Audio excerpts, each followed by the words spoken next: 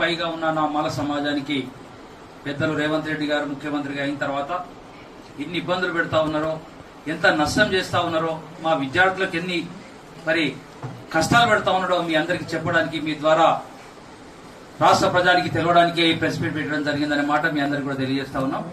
సోదరులారా, గత ఏడాదిన్నర 2 సంవత్సరాలుగా అయ్యా నువ్వు చేసిన ఎస్సీ వర్గీకరణ పూర్తిగా అన్యాయం. నువ్వు చేసిన ఎస్సీ వర్గీకరణ వల్ల 59 కులాల్లో అనైక్యత ఏర్పడింది.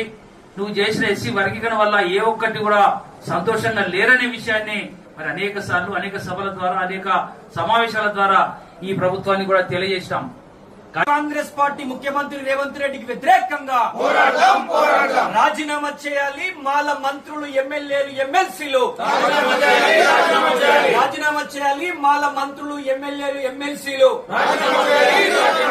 పోరాడదాం. మాలలకు అన్యాయం చేస్తున్న కాంగ్రెస్ పార్టీకి వ్యతిరేకంగా ఖబర్దార్. మాలలకు కోటాలో రిజర్వేషన్ పొంది మాలలకు అన్యాయం చేస్తున్నటువంటి మాల మంత్రులు, ఎమ్మెల్యేలారా, జై మాల.